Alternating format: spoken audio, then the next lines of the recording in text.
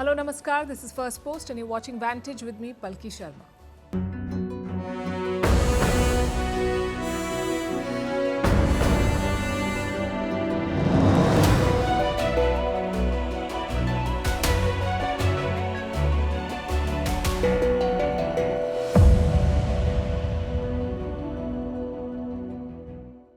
2 days after the Pahalgam terrorist attack, India's Prime Minister has vowed retaliation. Prime Minister Modi has warned Pakistan of punishment beyond imagination.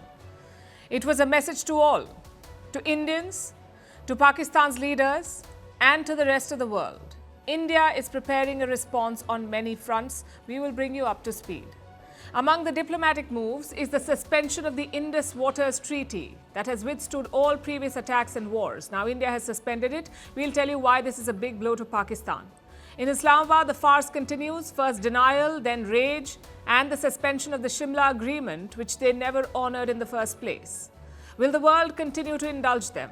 The Taliban of all has condemned this attack. Why has the Pakistan army chief gone silent after stoking terror? Islamabad threatens to use force. The first casualty of a clash would be their economy, which is already on life support. A special report on how Kashmir is faring 2 days after the attack. In other news, Donald Trump has made a dramatic retraction from 245% tariffs to exploring a special deal with China.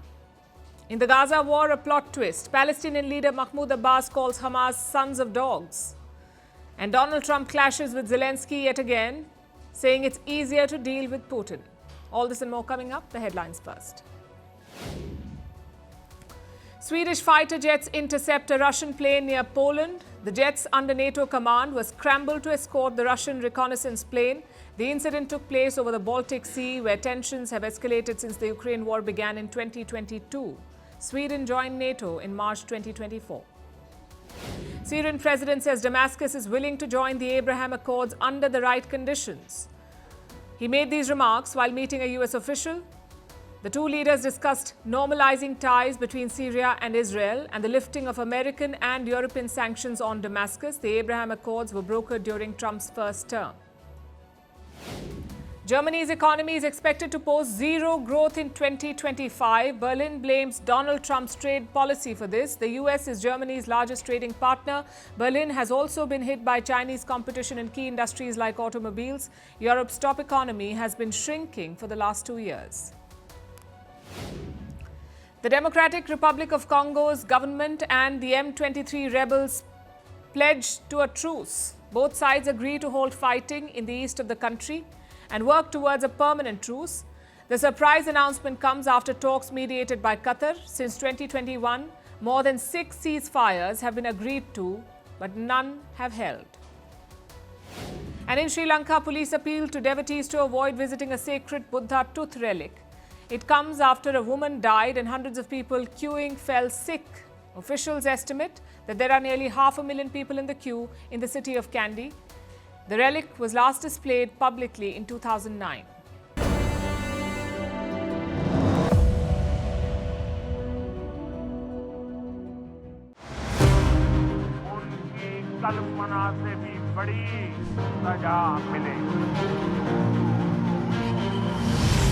He will pursue them to the ends of the earth.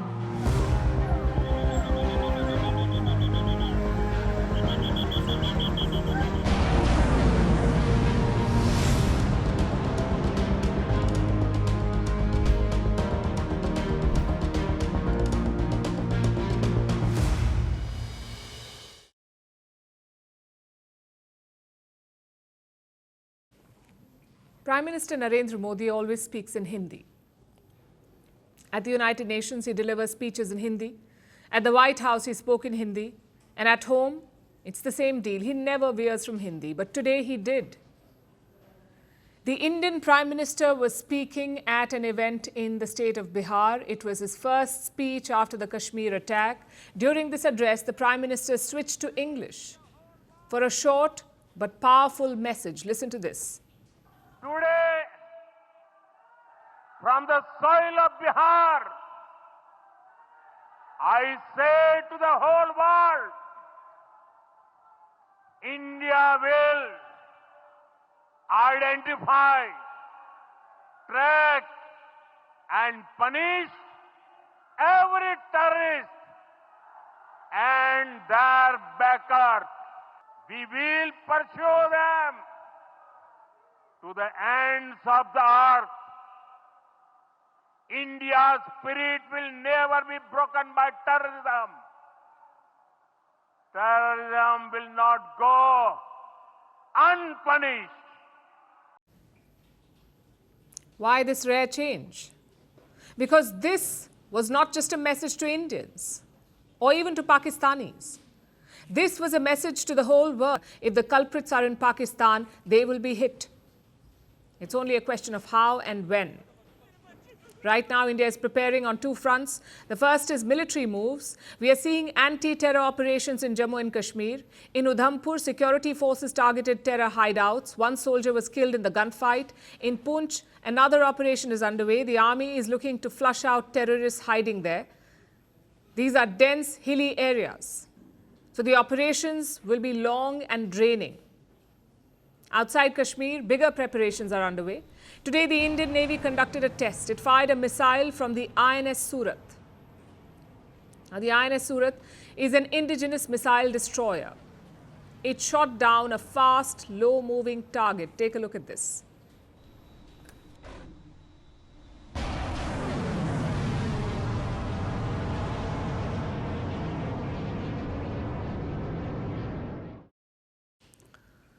There is some background here. Pakistan issued a maritime notice yesterday. They're doing live fire drills in the Arabian Sea for 2 days, today and tomorrow. Their plan is to test a surface-to-surface missile. And that is why India carried out its own test. What India fired is called an interceptor missile. Its job is to shoot down incoming projectiles. So India is covering all its bases. As for the retaliation, there is no consensus yet. Some experts are expecting India to hit back in days. Others say it could take weeks. And naturally, the government is silent. They will keep all plans under wraps. But India's former army chief has proposed a strategy. I'm talking about retired General M.M. Naravne. Let me quote from what he said. In the aftermath of the attack, Pakistan will be on guard, knowing that it is now in the crosshairs.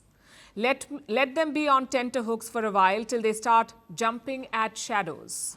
Meanwhile, we must build up global support through political, diplomatic and military channels of communication for our retaliatory measures for when, not if, happens. Let me simplify that for you. The general wants Pakistan to stew. In the meantime, he's asking India to build up diplomatic support. Then, when Pakistan least expects it, hit back. Which brings us to India's second front, building political support. This involves moves at home and abroad. Today, the defense minister chaired an all-party meeting. He briefed the opposition on the Kashmir attack. The idea is to ensure that everyone is on the same page. During such times, political parties do unite behind the government, but it's also important to keep them in the loop. And same thing abroad. You just heard Prime Minister Modi's speech in Bihar. That was India's declaration of intent. Next comes consensus building.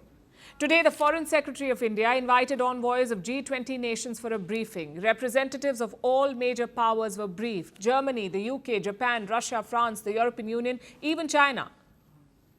They were all briefed. Chances are this is the first step. We may also see the Prime Minister and the Foreign Minister get busy on the phone. They may want to keep India's partners in the loop. In fact, Prime Minister Modi had 2 phone conversations today with Italian Prime Minister Giorgia Meloni and with Israeli Prime Minister Benjamin Netanyahu. Of course, the final decision must be New Delhi's. Other countries will try to discourage India, and that has been the pattern in the past too. The world knows that both India and Pakistan are nuclear powers, so leaders across the world are scared of a nuclear escalation. But New Delhi should stand firm. Just like it did in 2016 and 2019, there must be a firm response against Pakistan. The public expectation is something deadlier than a surgical strike or an airstrike. Let's see which way India goes. India will identify, track and punish every terrorist and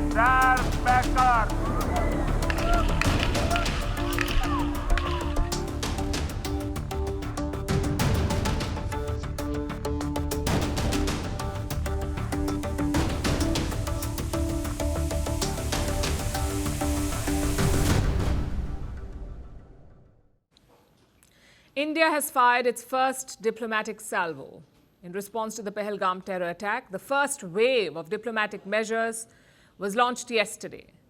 Visas for Pakistani nationals have been cancelled, a key border checkpost has been closed, Pakistani military advisors have been expelled, and Indian diplomatic staff in Islamabad is being reduced.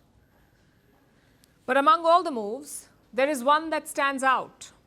India has suspended the Indus Waters Treaty, a treaty that withstood 6 decades of hostility, 4 wars, and years of cross-border terrorism. In all these years, the Indus Waters Treaty was never touched. But that changed yesterday. The Indus Waters Treaty of 1960 will be held in abeyance with immediate effect until Pakistan credibly and irrevocably abjures its support for cross-border terrorism. It will be held in abeyance, is what he said. That basically means a pause or a suspension. The Indus Waters Treaty was signed in 1960. It was brokered by the World Bank. The idea behind it was quite simple. 6 rivers are part of the Indus River system. After the partition of India and Pakistan, most river origin points fell within India. A system was needed to share these waters. The Indus Waters Treaty gave that system. It established a framework for water sharing between India and Pakistan. And here is how it works. 6 rivers were evenly divided. The eastern rivers, Ravi, Beas and Satluj, were allocated to India. India has exclusive access to their waters. Similarly, the western rivers were all allocated to Pakistan. That's Indus, Jhelum and Chenab. India retains limited rights over the western rivers. It can use some water sometimes, but the conditions are quite strict. India can access these waters from the western rivers for stuff like irrigation, transport and hydropower. More importantly, it cannot divert the flow. And Pakistan needs access to these rivers. They irrigate, the Pakistanis, they irrigate nearly 80% of their cultivated land using these waters. That's around 16 million hectares. These rivers are a lifeline for Pakistan, and India's decision to suspend the treaty would hurt Pakistan's access. New Delhi cannot terminate this treaty. There is no exit clause. So neither country, neither India nor Pakistan, can abrogate the treaty unilaterally, but India can still exercise some options. Number 1, it can halt the flow of these waters. India can stop releasing controlled water from dams, like the Baglihar Dam on the Chenab River. This will not stop the natural flow of the river, but it's going to reduce the controlled supply. What does that mean? What is controlled supply? Basically, India can stop releasing the extra water stored in dams. Currently, India manages this flow. It is crucial for Pakistan's farms and cities. They need this water for irrigation, also to meet their drinking water needs. Without India's supply, the rivers will still flow, but Pakistan will receive less water. So that's one option, to restrict the flow of water. The second option is strategic acceleration. India could fast-track infrastructure on the western rivers. It can build storage dams. It can set up more hydroelectric projects. India shares data with Pakistan on the flow of water. This can be stopped immediately. India could also deny access to project sites. Pakistani officials regularly visit dams under construction. Those visits may now be blocked. So India has a lot of flexibility. By suspending this treaty, India gets multiple options. Some are measured, others are extreme. For decades, the Indus Treaty was sacrosanct. Even after terrorist attacks, even during wars, water was never used as a weapon. But that era may now be coming to an end. The attack in Pahalgam has changed the rules. New Delhi has signaled that old constraints will no longer apply. And what is Pakistan's response? Well, they've issued a sharp statement. It said, and I quote, "Any attempt to stop or divert the flow of water belonging to Pakistan as per the Indus Waters Treaty and the usurpation of the rights of lower riparian will be considered as an act of war." An act of war is what they're calling it. New Delhi has not responded to this statement, but the suspension of the treaty is just one part of India's retaliation. Diplomatic steps will be followed by military action.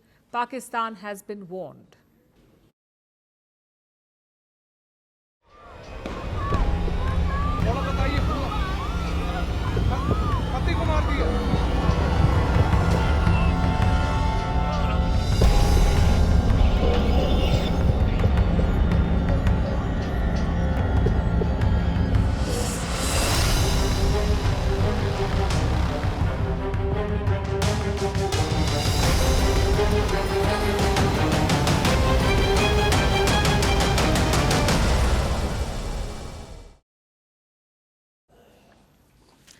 Have you heard of schizophrenia? It's a serious mental illness. It distorts how a person thinks, feels, and perceives reality. You see things that aren't there. You believe things that never happened. Basically, you behave like Pakistan. Its leaders sound like serious cases of schizophrenia. Because right now, they seem to be living in delusion. What do we hear from Islamabad? Rage. They have once again slipped into their favorite role, the role of the aggrieved neighbor. Yesterday, India announced the first retaliatory measures against Pakistan, and today, Islamabad is responding. Prime Minister Shehbaz Sharif convened the National Security Council. They met for a few hours, and they have come up with a list of moves. This is what they've decided. Closing the Wagah border, suspending all visas under SARC, expelling Indian diplomats, declaring Indian military advisors persona non grata, reducing High Commission staff in India, closing the airspace to India, and halting all trade. If it sounds very similar, it is because it is. This reads like a tit-for-tat checklist. It is meticulously drafted to match India's tone and to overwhelm it.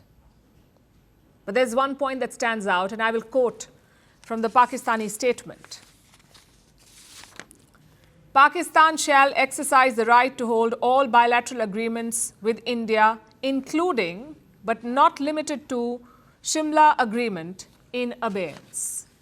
Basically, what it means is this: Pakistan has suspended all bilateral deals with India, including the Simla agreement. It is perhaps the most controversial move of all. The Simla agreement was signed in 1972. This was after the 1971 war, which Pakistan lost. Its core principle was simple. India and Pakistan would resolve their disputes peacefully and bilaterally, without the involvement of third parties. This is what the agreement said. It led to the definition of the LOC, the line of control, the de facto border between the two countries. So what does the suspension mean? In real terms, it doesn't mean very much. The agreement was already fraying. Pakistan has rarely honored it, neither in spirit nor in practice. But symbolically, it is a rupture, a signal that Pakistan is no longer interested in even pretending to seek peace. So yes, the decision carries symbolism, but it also reeks of hypocrisy. Look at a statement from a Pakistani senator. He called the Pahalgam attack a false flag operation. He said it was orchestrated by the Indian army. So according to him, India killed its own people. That's the story they're selling. I'm not sure what's worse, the delusion or the sheer audacity. Here's another gem. Pakistan's defense minister says he has some classified information. It is this man, Khwaja Mohammad Asif. He says India is planning acts of terrorism in various cities around the country. I will say that again. India is planning acts of terrorism in Pakistani cities. This is a country that has harbored and sponsored terrorists for decades. Pakistan is a state sponsor of terrorism. It is now accusing the world's largest democracy of plotting terror attacks. The irony writes itself. The global press is describing Pakistan's actions as reciprocal. India expelled Attari, so did Pakistan. India is reviewing water rights. Pakistan calls it an act of war. But reciprocity implies equal stakes. That both sides are reacting from the same ethical platform. The fact is they are not. India is responding to a deadly terror attack on its people, on its soil. Pakistan is responding to being called out, to being exposed. That difference is significant and it matters. So the question now is not whether India will respond again. The real question is whether the world will continue indulging Pakistan's schizophrenia. A state that speaks the language of peace while renting out its backyard to those who wage war. No wonder the world is weary of its narrative. And to be honest, the script has become too predictable. Terror strikes, condemnations are tweeted, India blames, Pakistan denies, Islamabad retaliates not against the perpetrators, but against India. And then there's a lull until the next attack. Maybe it's time we stopped calling this a cycle, because that word implies inevitability. What's happening here is not inevitable. It is engineered by Pakistan. It is time to hold them accountable.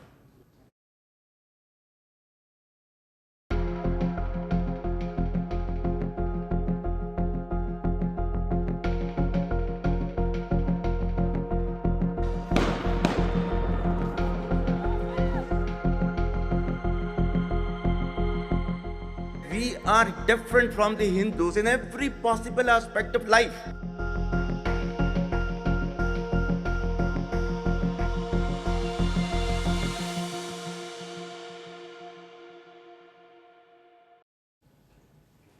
The attack may have happened in Kashmir, but make no mistake, it was plotted in Rawalpindi.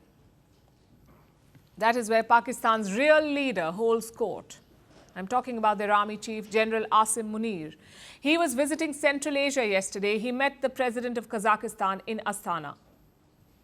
But today he was back in Islamabad. Just look at him in Pakistan's national security meeting, a pen and notepad in hand. He's writing down what Prime Minister Shehbaz Sharif is saying. It has to be the biggest farce in the world. Everyone knows who calls the shots in Pakistan. It's certainly not the Prime Minister, it is the army chief. And his intention was quite clear last week. General Munir fired a warning shot at India. He called Kashmir his country's jugular vein. Government's stance on Kashmir is absolutely clear. It was our jugular vein. It is our jugular vein. We will not forget it. And we will not leave our Kashmiri brethren in their heroic struggle, what they are waging against the Indian occupation. Days later, the Pahalgam attack happened. But since then, he's been silent. No bravado, no tall claims, and no hate speeches. General Munir has let the government do the talking. Frankly, it's classic Rawalpindi tactic.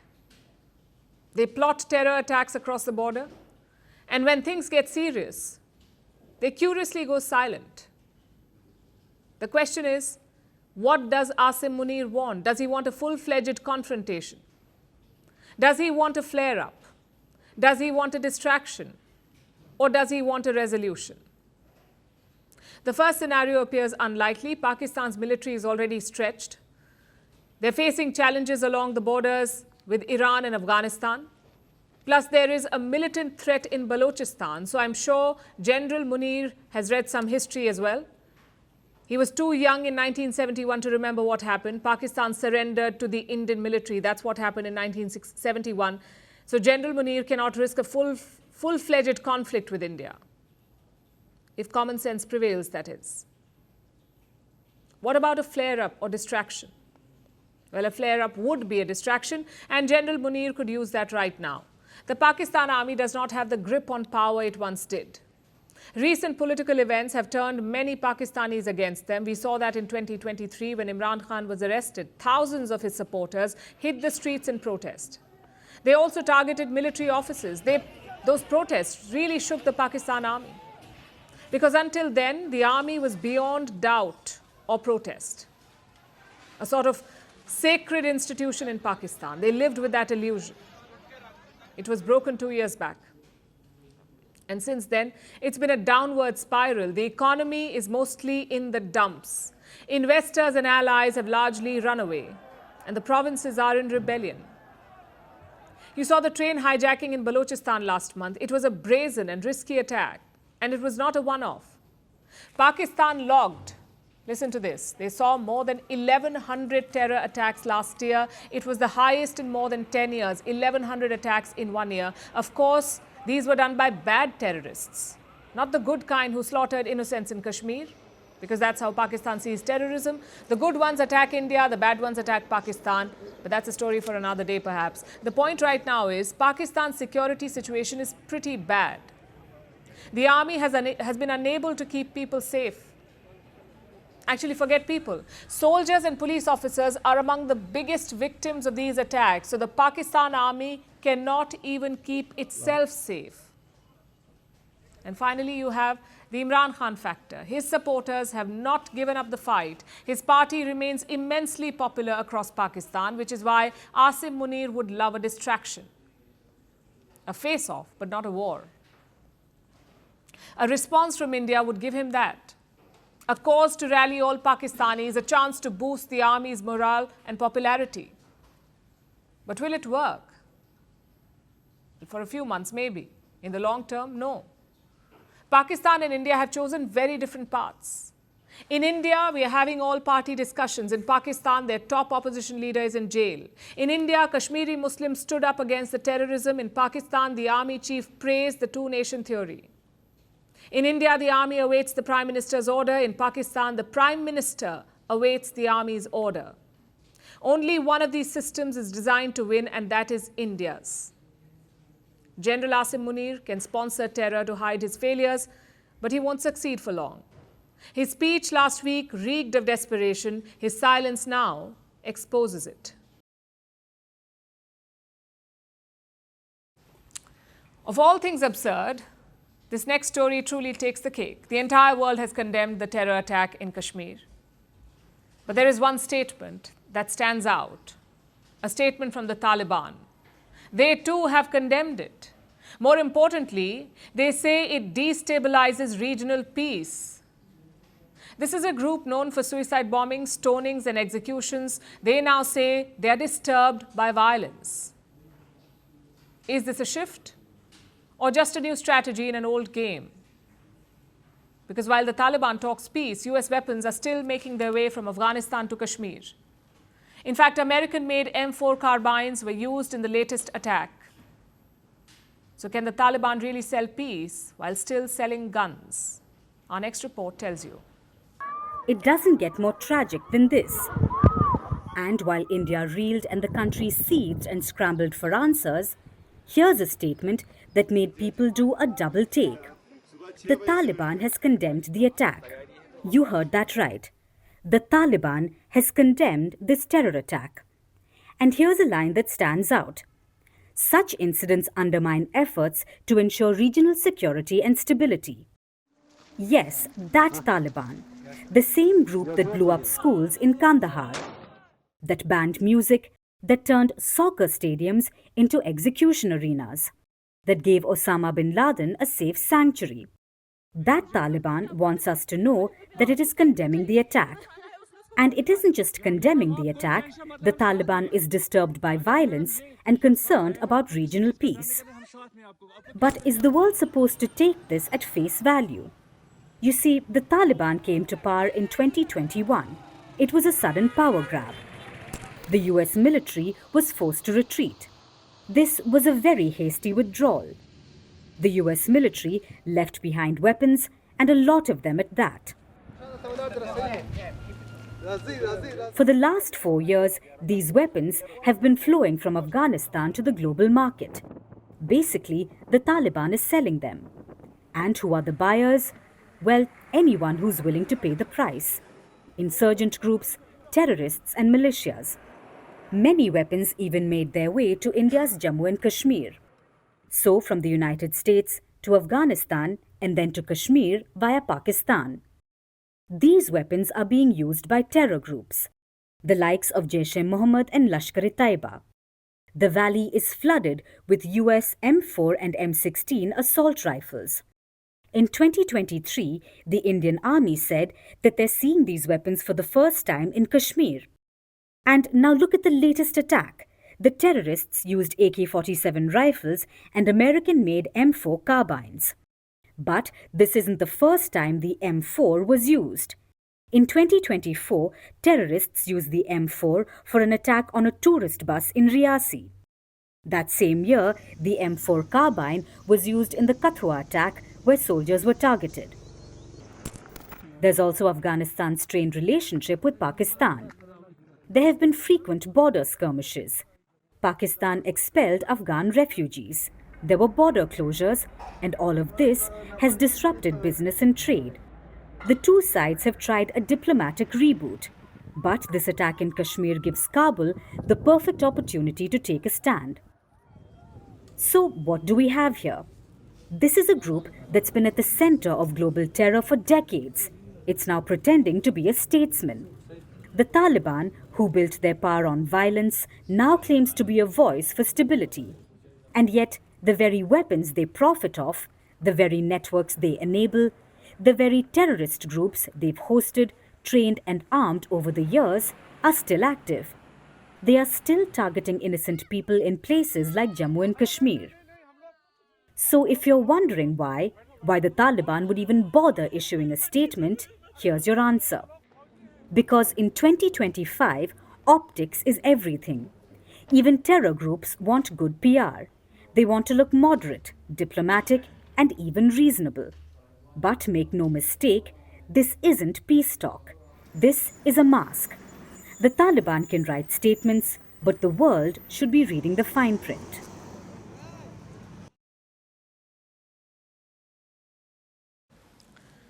So even the Taliban has condemned the attack in Kashmir, and that alone shows how isolated Pakistan is today. Since the attack, support for India has been pouring in. A wide range of world leaders have shown solidarity, and this would give New Delhi a lot of confidence to do what needs to be done.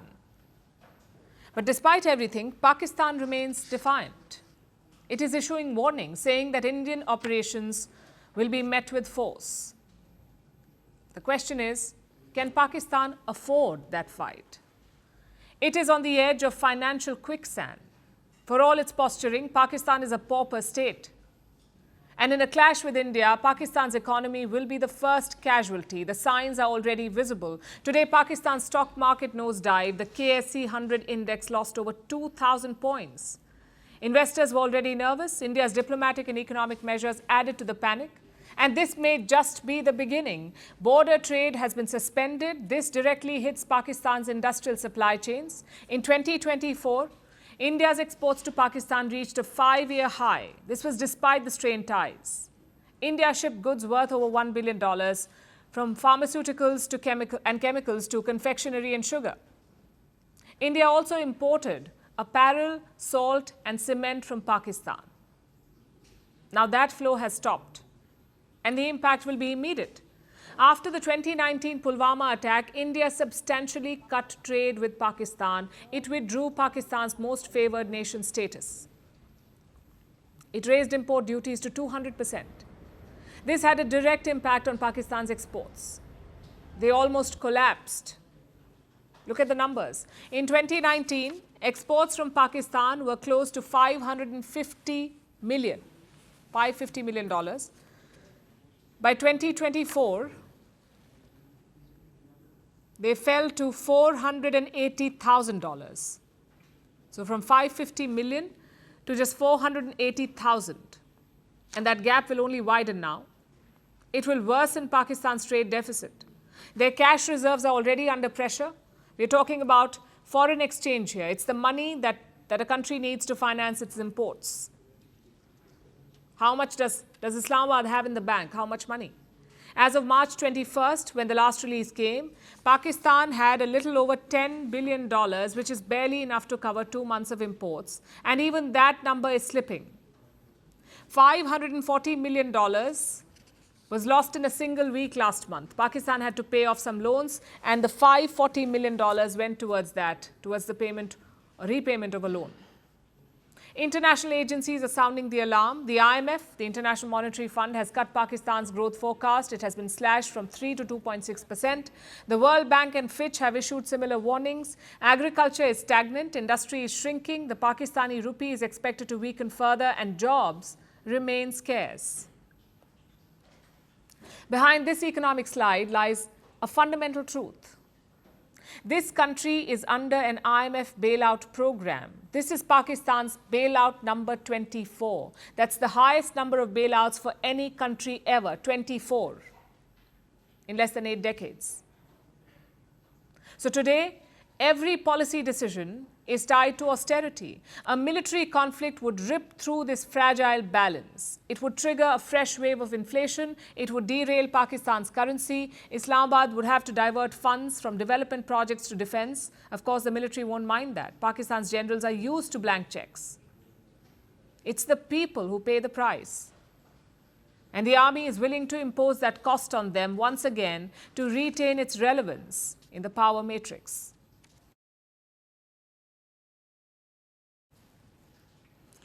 Back in Kashmir, today shops have opened in many parts. Children were seen going to school. But there were few tourists on the roads. Airlines are operating special flights from Srinagar. More than 11,000 tourists left Kashmir just yesterday, and more continue to follow. Meanwhile, security remains tight across the valley with additional checkpoints and special forces patrolling tourist hotspots. It has been about 2 days since the terrorist attack shook Kashmir. Our next report tells you how it has impacted the valley, its economy, and its people. Flights going to Srinagar, empty. The popular Dal Lake, deserted. The picturesque tourist hub of Pahalgam, a ghost town. This is the aftermath of a tragedy that has torn families apart. On Tuesday, terrorists opened fire on tourists in Pahalgam. About 2 days later, Kashmir remains on high alert. Security has been beefed up across the valley, especially at vital tourist spots and hotels. There is a large deployment of police, including the CRPF or the Central Reserve Police Force and quick reaction teams, which are deployed near tourist hotspots. Special forces and sniffer dogs can be seen patrolling popular tourist areas. Additional checkpoints have been set up on highways and in sensitive areas. Tours to Pahalgam, Doodh Patri and Yusmarg have been restricted by the authorities. So the necessary security measures are in place. Yet, understandably, an environment of fear persists for the tourists. Yesterday, people were seen leaving in droves, in cabs, on buses and flights. After the initial price hike and a warning from the government, airline prices dropped. Air India and Indigo, which are operating in the region, have increased the number of flights. They have started operating special flights. 59 flights left from Srinagar yesterday, and about 11,000 people, mostly holidayers, flew out of Srinagar. And it has continued today. Hundreds of tourists returned home as governments from their resident states help in their evacuation efforts. But some are unable to leave. Given the poor internet access in many areas, limited information, rush for flight tickets, and road restrictions.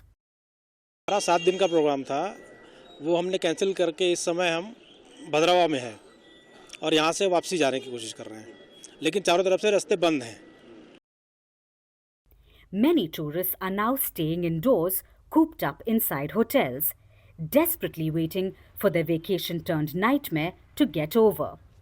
They are eager to return home, and this is bound to hurt Kashmir further.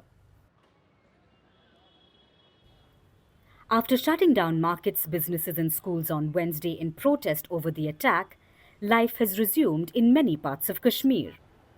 Students in Srinagar were seen walking to their schools this morning. But what you will hardly see on the roads are tourists, and local businesses are feeling the pinch. Tourism contributes to more than 8% of Kashmir's GDP. About 60% of the population is directly or indirectly linked to it. Over the last 3 years, tourism has risen by 15%. But after the horror on Tuesday, many tour companies say that they have seen a 90% cancellation. As shops shut their doors and transportation becomes tough, prices for some essentials have increased overnight. Locals say that transport fares have doubled in some parts. The cowardly attack on civilians has left the country engulfed in grief. While Kashmir maintains its resolve to fight terror, it's also bracing to battle the ripple effects of the horror that shattered dozens of lives.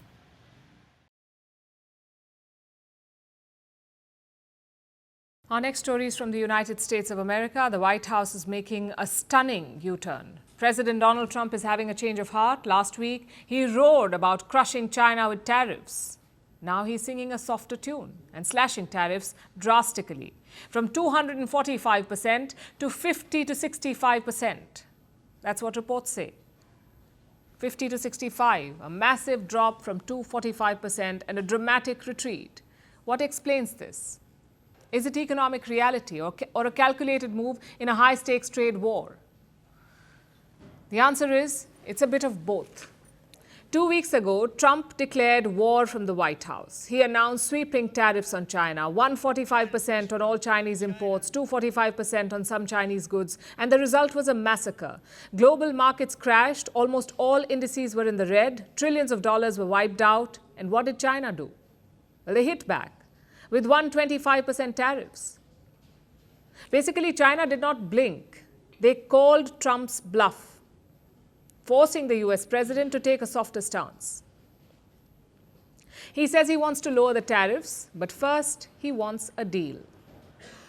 Over the next 2-3 weeks, we'll be setting the number, and we're going to pick, could be for China too, could be for China. We're dealing with almost all of them. Too many to fully deal with, but we're going to be fair to them. But we're dealing with a lot of countries right now, and could be with China, but maybe we'll make a special, a deal. So from 245% tariffs to a special deal, what is it that forced Trump's hand? The US economy, inflation has spiked, supply chains are choked, recession is around the corner, and Americans are paying the price for their president's bluster. From food to cars to clothing, everything is costlier. Trump calls it short-term pain, but ordinary Americans are reeling. Even Trump's closest ally, Elon Musk, has opposed the tariffs. The trade war has divided the president's team. There have been heated arguments in the West Wing of the White House between Elon Musk and Trump's loyalists. Reports say there was a shouting match.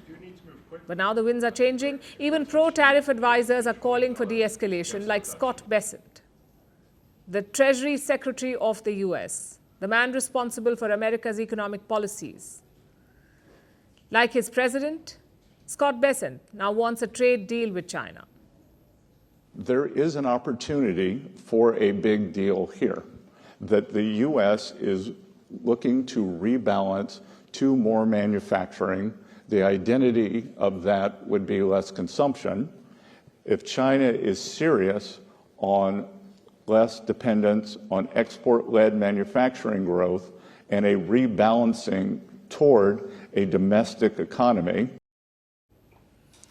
The rollback is not surprising. Donald Trump may be a businessman and a self-proclaimed deal maker, but he's also a politician.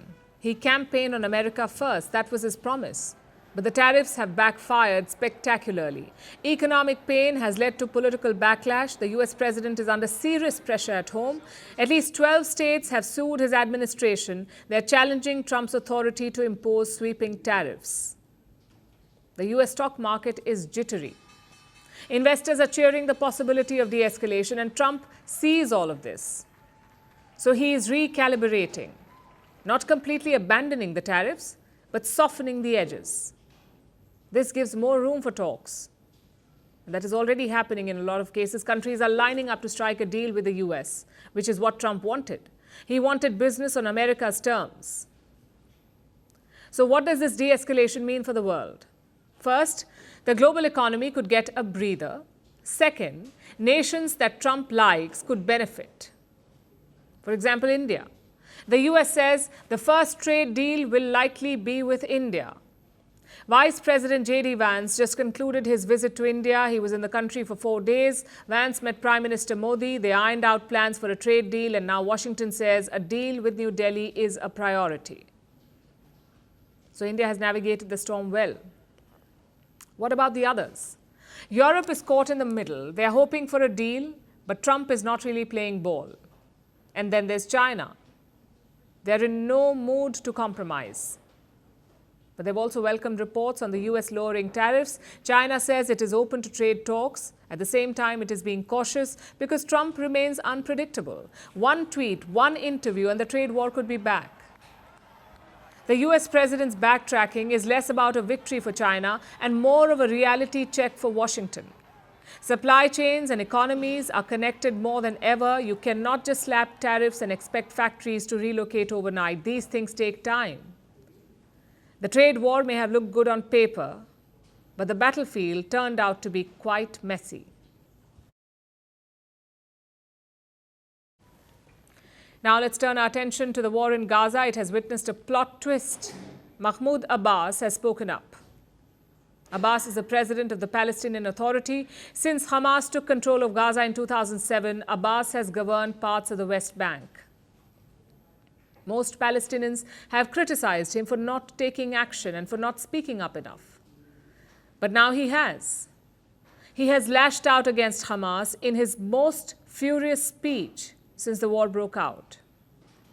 Mahmoud Abbas has called Hamas, and I'm quoting, sons of dogs, who must hand over control to Gaza, and stop giving Israel excuses to continue the war. Here's a report. Hamas, the sons of dogs. We aren't saying this, Mahmoud Abbas has. He's the president of the Palestinian Authority. He spoke at a meeting of the Palestinian Central Council in Ramallah. He lashed out at Hamas and delivered a slightly out-of-character, fiery speech. Every day, there are hundreds of deaths. Why? You sons of dogs, hand over what you have and get us out of this. Don't give Israel an excuse to continue. Don't give them an excuse. Harsh words against Hamas. In fact, the harshest since the war in Gaza broke out 18 months ago. Here's some context. The Palestinian Authority, led by Abbas, has governed parts of the West Bank since Hamas took control of Gaza in 2007. For decades now, Hamas and the Palestinian Authority have been at odds, and no unified leadership has overseen both Gaza and the West Bank.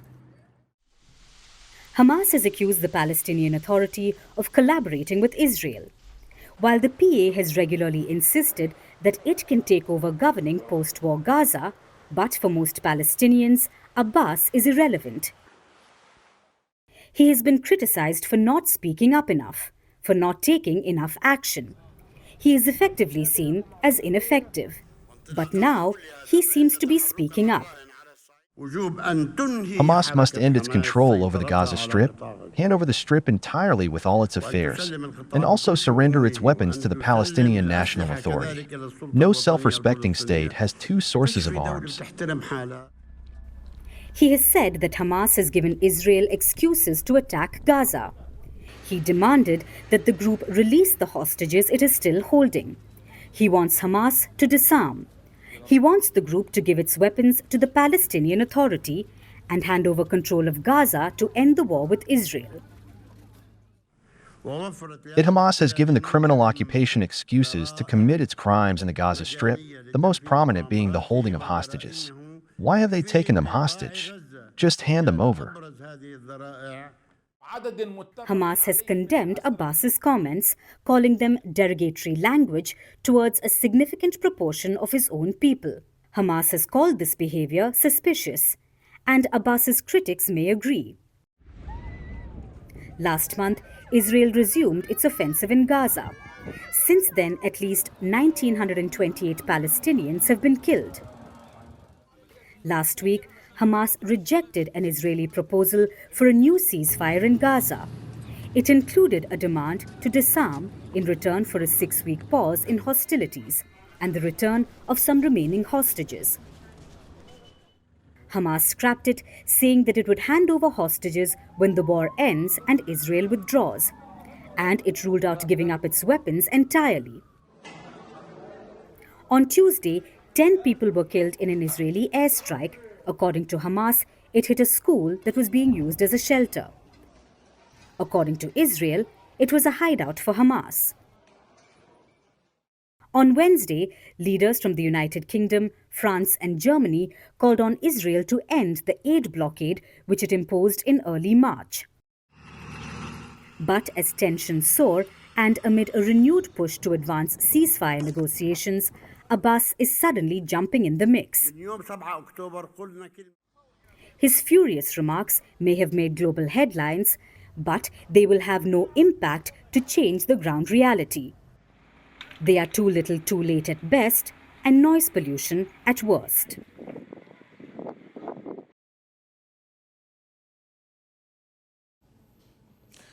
Our next story is about two leaders, Donald Trump and Volodymyr Zelensky. One is a reality TV star turned US president. The other is a comedian turned wartime leader. Put the two together and what do you get? Drama. You may remember Trump scolding Zelensky at the White House. This was in February. They're now trading barbs again, this time over Crimea. Trump wants Ukraine to recognize Crimea as Russian territory. He believes this will end the war sooner. Zelensky says Crimea is a part of Ukraine and Kiev will not negotiate. Now Trump has hit back. The US president says Russia is easier to deal with and Zelensky has no cards to play. This clash is bigger than two men. Our next report has more. Where do you go when you're craving some drama? Is it Netflix, YouTube, or your office cooler? But how about the White House? Has the U.S. president's residence ever crossed your mind? Donald Trump's return to the Oval Office has been nothing but a roller coaster ride. And one leader who wasn't ready for it was Ukrainian President Volodymyr Zelensky. You may remember what happened on February 28th. Zelensky visited the White House. What was meant to be a meeting to boost U.S.-Ukraine ties turned into a shouting match. Trump accused Zelensky of deliberately refusing a peace deal, wishing for the war to continue. Zelensky tried to put his point across, but he was cut short by the U.S. president and his vice president. You don't have the cards right now. A month later, ties began normalizing. The Trump administration increased talks with their Ukrainian counterparts. Both sides are making progress, until last night when Trump lashed out at Zelensky again. The U.S. president took to Truth Social. He wrote, and I paraphrase, Zelensky should accept that Crimea is Russian territory. This will end the war faster because Zelensky is the man who has no cards to play. Trump also said that it was easier to deal with Russia than it was to deal with Zelensky. So Trump is openly chiding Zelensky. He says Zelensky could have made a deal and stopped the war. His includes accepting that Crimea is part of Russia. But this time Zelensky has hit back, firmly and publicly. Ukraine does not legally recognize the occupation of Crimea. There's nothing to talk about. This is beyond our constitution. It's our territory, the territory of the people of Ukraine. The Trump administration was quick to retaliate. The president's frustrated. His patience is running very thin. He wants to do what's right for the world. He wants to see peace. He wants to see the killing stopped. But you need both sides of the war willing to do that. And unfortunately, President Zelensky seems to be moving in the wrong direction. The clash between Trump and Zelensky may seem personal, but its impact is global. This is not about Crimea. It is about power, pride, and priorities. Trump wants a quick win, something he had promised Americans. This requires Russia and Ukraine to agree to a ceasefire. But Zelensky is fighting for survival. He wants to go down as the hero of Ukraine who did everything for his country. But do you know who benefits? Russia. President Vladimir Putin is seeing these spats and smiling. He is looking to cash in on the divisions by launching more attacks. Only this time, Trump has called out the Russian president. Trump wrote on his Truth Social, "I'm not happy with Russia. Vladimir, stop." So after claiming it was easier to deal with Putin rather than Zelensky, Trump has issued a rare criticism of the Russian president. So it's not just the war in Ukraine that's dragging on. Looks like the drama between Trump, Zelensky, Putin is also far from over. And now it's time for Vantage Shots, images that tell the story. The U.S. Foreign Affairs Committee corrects a New York Times headline on the Kashmir terror attack. Thousands pay tribute to Pope Francis after his coffin is placed at St. Peter's Basilica. Turkish opposition supporters march to Ataturk's mausoleum despite a ban. And Brazil serves legal summons to former President Jair Bolsonaro in his hospital bed. Finally, we are taking you back in history. On this day in 1955, the Bandung Conference came to an end in Indonesia. It was a meeting of 29 countries of the global south, most of them newly independent. The conference condemned the growing camp politics of the Cold War. It led to the foundation of the non-aligned movement. We're leaving you on that note. Thank you for watching. We'll see you tomorrow.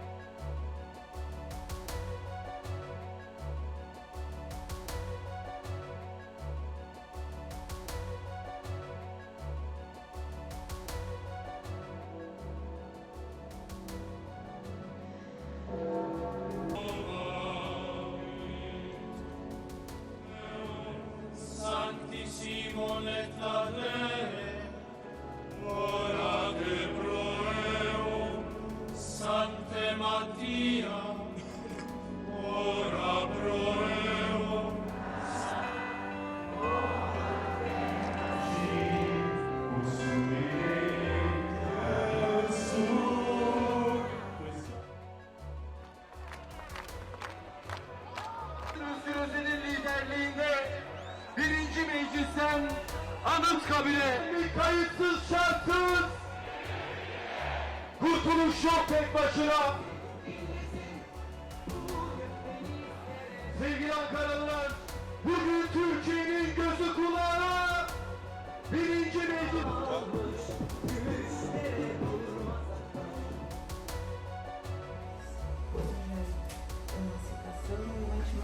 A situação de tomar ciência dos termos da acusação e a intimação do senhor apresentar a defesa.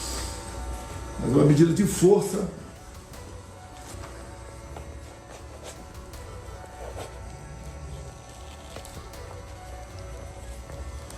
Qual hora para o município? Que horas?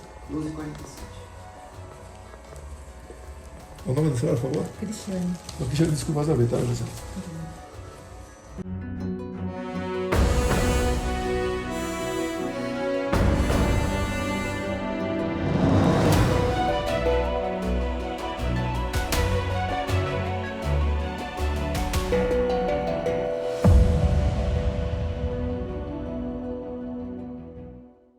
Greeting you with aloha and namaste. I love India. Presence, occupation of a territory by another country pertains to India, what we saw in Kashmir. How do you see Trump's America? Yes, the current administration behaves differently from the previous administration.